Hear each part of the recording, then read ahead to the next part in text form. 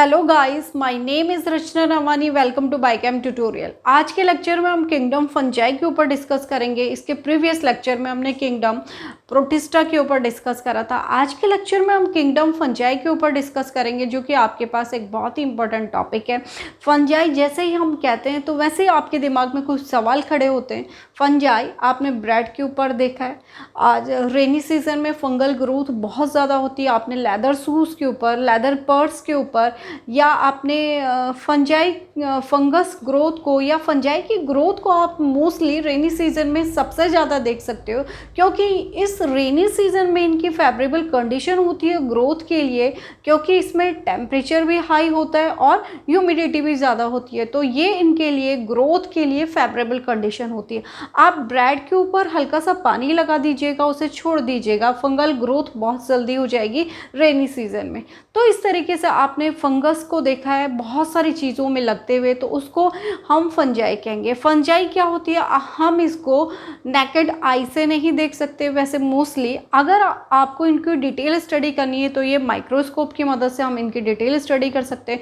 कुछ फंजाई को आप आसानी से देख सकते हैं, जैसे कि आपके पास अगेरिकस मीन्स मशरूम की हम बात करें तो मशरूम भी आपके पास फंजाई है। पर लेकिन मशरूम कैसी फंजाई है, मशरूम को आप आसानी से खा सकते हैं, एडिबल फंजाई है जो कि खाने वाली है। लेकिन मशरूम की कैटेगरी में आने वाले कुछ फंजाई ऐसे होते हैं जिनको कि हम खा नहीं सकते, जो टॉक्सिक इन नेचर के होते हैं। उसमें से भी कुछ फंजाई की कैटेगरी क्या होती है जो एडिबल होते हैं, बाकी टॉक्सिक इन नेचर के होते हैं। तो हम फंजाई के ऊपर डिस्कस करेंगे। फंजाई कुछ आपने प्लांट्स के ऊपर फंगल ग्रोथ को देखा होगा, उनसे पाउडर निकलता हुआ, जैसे कि आप उनके ऊपर उनके ऊपर छेड़ते हैं या टच करते हो या प्लांट्स को खींचते हो तो डस्टी पाउडर लाइक स्ट्रक्चर या पाउडर आपको गिरता हुआ नजर आएगा। This is fungal growth. Plant में भी क्या होती है, फंगल ग्रोथ होती है। जैसे आपने पी प्लांट के ऊपर देखा होगा वाइटेस्ट पाउडर के लेयर, या मस्टर्ड के ऊपर वाइटेस्ट पाउडर के लेयर, तो वो क्या होती है, प्लांट में डिजीज हो जाती है, जो कि प्लांट्स में फंगल डिजीज होती है। फंजाई की ग्रोथ प्लांट्स के लीव्स में या प्लांट के आउट ग्रोथ, जो लीव्स के ऊपर की जो सरफेस है उसमें बहुत ज़्यादा हो जाती है, जिससे कि प्लांट को नुकसान पहुंचता है, क्योंकि उसमें फंगल ग्रोथ हो गई। और फंजाई आपने मोस्टली सिट्रस फ्रूट में भी देखा कि ग्रीनिश पाउडर आ जाता है उसमें कलर का, और साथ में बैड स्मेल आती है। तो सिट्रस फ्रूट में, लेमन में आपने देखा होगा, जो लेमन के सिट्रस फ्रूट में बहुत सारे वेराइटीज़ होती हैं सिट्रस फ्रूट से, उसमें आपने देखा होगा कि किस तरीके से फंगल ग्रोथ होती है। ठीक है, आपके जो पिकल्स होते हैं उसमें भी फंगल ग्रोथ होती है। तो ये सब हमने इंट्रोडक्शन, तो ये सब हमने जितने भी एग्जांपल्स मैंने आपको दिए, ये सब फंजाई के एग्जांपल्स हैं। अब हम स्टडी करेंगे टॉपिक के अकॉर्डिंग कि फंजाई होते क्या है। फर्स्ट, फंजाई हमारे पास क्या होते हैं, मल्टी सेल्यूलर होते हैं। फंजाई हमारे पास मल्टी सेल्यूलर ऑर्गेनिज्म होते हैं, और उसके साथ साथ फंजाई क्या होते हैं, यूकैरियोटिक इन नेचर होते हैं। ठीक है, फंजाई क्या होते हैं, multi cellular means more than 2 cells जिसमें मौजूद होते हैं वो मल्टी सेल्यूलर होते हैं। तो फंजाई क्या होते हैं, मल्टी सेल्यूलर होते हैं, और इसके साथ साथ फंजाई यूकैरियोटिक इन नेचर होते हैं। लेकिन मल्टी सेल्यूलर तो हमारे पास फंजाई होती हैं, केवल एक फंजाई को छोड़ करके, ईस्ट को छोड़ करके, एक्सेप्ट सारे फंजाई मल्टी सेल्यूलर होते हैं एक्सेप्ट ईस्ट को छोड़ करके। ईस्ट हमारे पास क्या होता है, यूनिसेल्यूलर फंजाई होता है। ईस्ट हमारे पास ऐसा फंजाई है जो यूनिसेल्यूलर होता है, ईस्ट को छोड़ करके सारे फंजाई मल्टी सेल्यूलर होते हैं। ये आपको अपने दिमाग में फिट करना है कि ईस्ट इज सैक्रोमाइसीस सेरिवेसी, जो फंजाई का साइंटिफिक नेम है। ईस्ट क्या होता है, यूनिसेल्यूलर होता है, बाकी सारे फंजाई मल्टी सेल्यूलर होते हैं। मल्टी सेल्यूलर होंगे तो यूकैरियोटिक इन नेचर होंगे। यूकैरियोटिक मीन्स जिसमें एडवांस न्यूक्लियस पाया जाता है या वेल डेवलप्ड न्यूक्लियर पाया जाता है, न्यूक्लियर इन्वेलप होती है, न्यूक्लियस होता है। ठीक है, तो उसमें हम यूकैरियोटिक उनको कहेंगे। इसके साथ साथ जो फंजाई क्या होती है, फंजाई में सेल वॉल, बाकी हमने अभी प्रोटिस्टा पढ़ा था, सेल वॉल बहुत सारे, उसमें सेल वॉल सेल्यूलोज की बनी होती है। ये क्या होता है, इसमें क्लोरोफिल एब्सेंट होता है, इसलिए सेल वॉल क्या होगी, सेल्यूलोज की नहीं बनी होगी। सेल वॉल किसकी बनी होती है, कॉम्प्लेक्स सेल वॉल काइटिन की बनी होती है। ठीक है। इसमें सेल वॉल किसकी बनी होती है, कॉम्प्लेक्स होती है इसकी सेल वॉल, तो काइटिन की बनी होती है या शुगर सब्सटेंस प्लस काइटिन की बनी होती है। इनकी जो cell wall composed of chitin आप लिख सकते हो, तो सेल वॉल इनकी काइटिन की बनी होती है। अब हम इसकी और डिटेल स्टडी करेंगे। इनका मोड ऑफ न्यूट्रिशन कैसे होता है, मोड ऑफ न्यूट्रिशन ये क्या होते हैं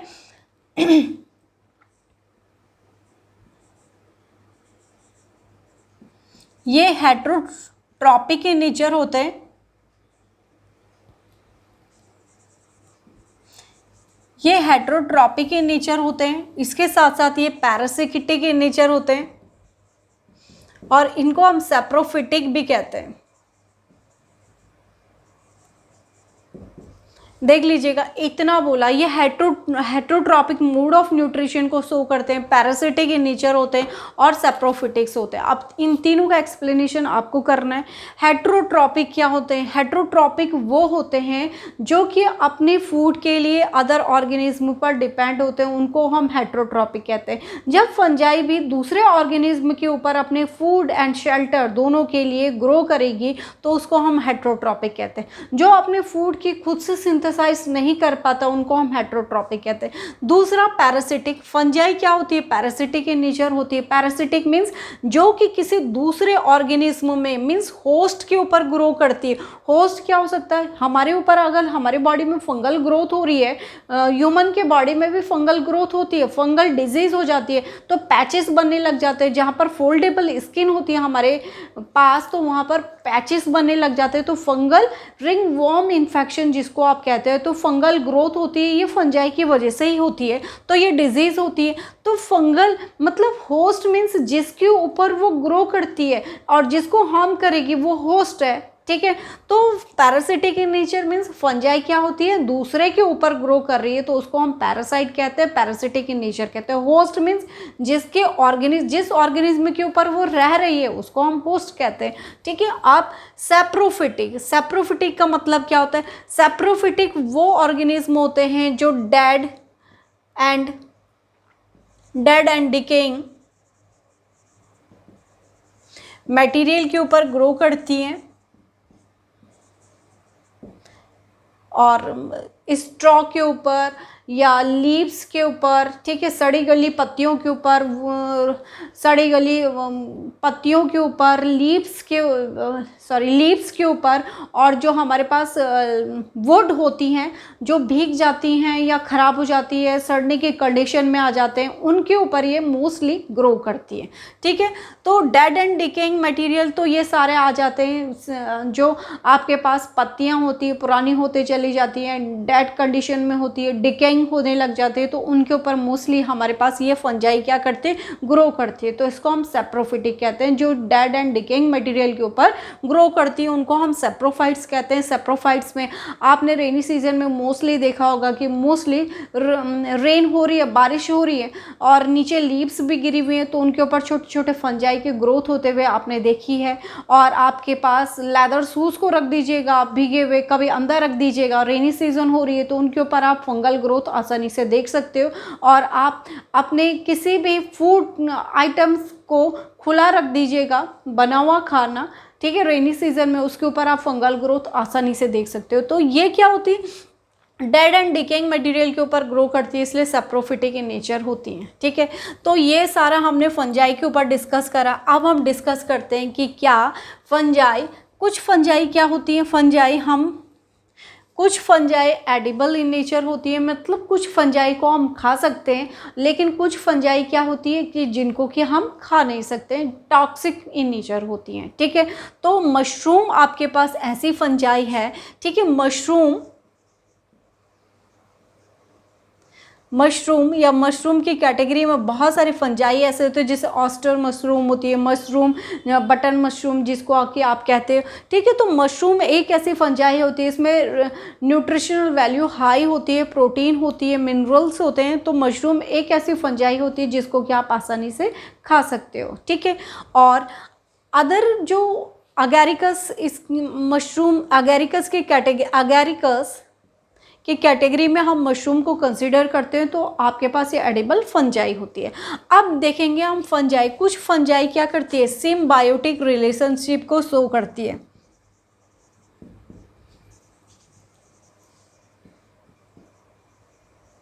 अब देखिएगा सिम्बायोटिक रिलेशनशिप क्या होता है। सिम्बायोटिक रिलेशनशिप मीन्स जब दो अलग अलग कंपोनेंट, दो अलग अलग ऑर्गेनिज्म एक दूसरे के साथ रहते हैं और एक दूसरे को फ़ायदा पहुंचाते हैं, उस एसोसिएशन को या उस रिलेशनशिप को हम सिम्बायोटिक रिलेशनशिप कहते हैं। अब सिम्बायोटिक रिलेशनशिप में हमारे पास एग्जांपल किसका है, लाइकेन का आता है। लाइकेन का हमारे पास सिम्बायोटिक एसोसिएशन में, सिम्बायोटिक एसोसिएशन के लिए एग्जांपल आता है। अब लाइकेन में एग्जांपल क्या, लाइकेन एसोसिएशन है किसका, एल्गी का और फंजाई का। एल्गल एंड फंगल कंपोनेंट का जो एसोसिएशन होता है वो हमारे पास क्या होता है, लाइकेन होता है। एल्गी, एल्गी मीन्स कौन से algae, blue green algae. Algae कौन से algae, Cyanophyceae. Blue green Cyanophyceae में हम एग्जांपल किसका पढ़ते हैं, ब्लू ग्रीन एल्गी का, ब्लू ग्रीन एल्गी। और फंजाई, ये वाली जो फंजाई होती है हमारे पास, जब ये क्या करती है, एक दूसरे के साथ रहती है और एक दूसरे को फूड एंड शेल्टर प्रोवाइड करती है, ठीक है, तो उसको हम सिम्बायोटिक एसोसिएशन कहते हैं। और दूसरा एग्जांपल हमारे पास माइकोराइजा है। माइकोराइजा में क्या होता है, जो पाइनस होती है, पाइनस के रूट में भी फंगल की ग्रोथ होती है, फंजाई की ग्रोथ होती है। तो ग्रोथ होने के लिए वो किसके रूट में रह रहा है, वो हायर प्लांट्स के रूट में रहता है। तो पाइनस क्या है हमारे पास, जिम्नोस्पर्म है, जिम्नोस्पर्म की रूट में रहता है, लेकिन कौन रह रहा है, फंजाई रह रहा है। तो उन दोनों के बीच में भी एसोसिएशन है, उसको हम माइकोराइजा कहते हैं। तो इस तरीके से फंजाई, कुछ फंजाई क्या करती है, सिम्बायोटिक रिलेशनशिप को शो करती है, जो कि यहाँ पर एग्जांपल्स है। लेकिन कुछ फंजाई क्या होती है, उनमें से भी कुछ फंजाई क्या होती है, यूजफुल होती है। तो फंजाई कैसे यूजफुल होती है हम पढ़ेंगे, जैसे कि use as a antibiotic. Antibiotic, अब एंटीबायोटिक में हम किसका एग्जांपल लेंगे, पेनिसिलिन का।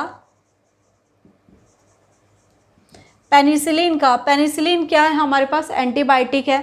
तो इसका सोर्स क्या है, इसका सोर्स है पेनिसिलिन नोटेटम।